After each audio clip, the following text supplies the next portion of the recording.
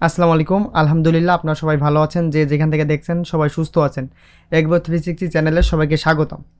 তো আপনারা দেখতে পাচ্ছেন যে আসলে আমি কলা গাছের যে বকগুলো কেটে দিচ্ছি, আসলে এগুলো কেটে দিলে উপকারিতা আছে। হ্যাঁ, তো আপনারা যারা চাষের জন্য কলা গাছ লাগান বা হচ্ছে এমনিতে বাড়িতেই লাগান, তো এইটাতে হচ্ছে আপনারা সবসময় চেষ্টা করবেন এই কলা গাছগুলোতে যখন ছোট ছোট চারা হয় এগুলো অতি দ্রুত কেটে দেওয়ার জন্য।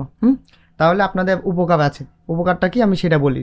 আপনাদের গাছের যে প্রয়োজনীয় শক্তিটা, এই শক্তিটা কিন্তু আসলে এই যে ছোট গাছগুলো থাকে এই গাছগুলোতে নষ্ট করে ফেলে বা খেয়ে ফেলে। হ্যাঁ, এর জন্য হচ্ছে আপনাদের বেশি পরিমাণ সার প্রয়োগ করা লাগে।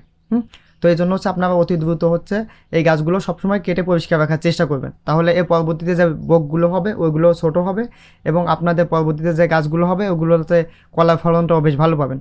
তো আমরা হচ্ছে আসলে মূলত আমাদের যে দুইটা ঘেপ, ছোটো ঘেপটাতে হচ্ছে জাল দিছিলাম।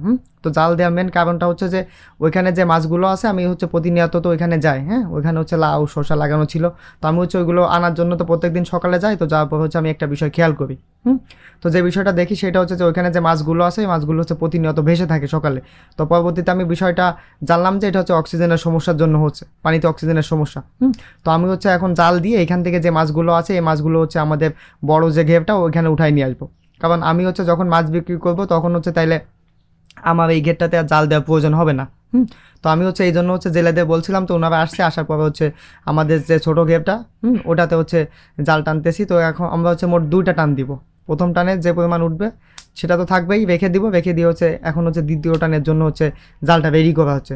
যখন হচ্ছে দ্বিতীয় টানের জন্য জালটা রেডি করা হচ্ছিলো তখন হচ্ছে আমি কলা গাছের ওই বকগুলো কেটে দিচ্ছিলাম, পরিষ্কার করতেছিলাম। আসলে সময় ব্যস্ততার কারণে সবসময় আসলে আসা হয় না। তো তো আসলে আমি প্রত্যেক বছর যে পরিমাণ মাছ কিনে দিই আসলে সেই মাছগুলো আসলে প্রায় 25-30 হাজার টাকার মতো হয়ে যায়। হ্যাঁ, চারা মাছ। তো আমি আসলে এই বছর চিন্তা করলাম যে না, আমি সামনের বছরের থেকে নিজে মাছ দিব, নিজে কোনো মাছ কিনে দিব না।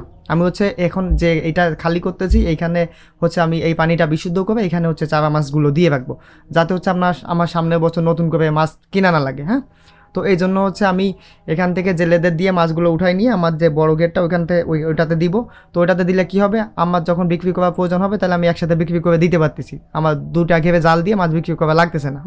তো এই জন্য হচ্ছে আমি মাছগুলো উঠাই দিচ্ছিলাম। তো আলহামদুলিল্লাহ একটা বিষয় খেয়াল করলাম, অন্যান্য বছরের তুলনায় এভাবে মাছগুলো অনেক বেশি বড় হয়েছে। হ্যাঁ, তো আমি আগেও যে কয়েকবার মাছ দিছি বা মাছ চাষ করছি, এবছর সব থেকে ভালো মাছ বড় হয়েছে। তো আলহামদুলিল্লাহ আশা করি মাছের ফলনটাও বেশ ভালো হবে। তো আজকের ভিডিও এই পর্যন্তই। আপনারা সবাই দোয়া করবেন, যে যেখান থেকে দেখছেন সবাই ভালো থাকবেন। আল্লাহ তাআলা যেন আমার সমস্ত কাজে বারাকা দান করে। সবাই ভালো থাকবেন, সুস্থ থাকবেন। আসসালামু আলাইকুম ওয়া রাহমাতুল্লাহ।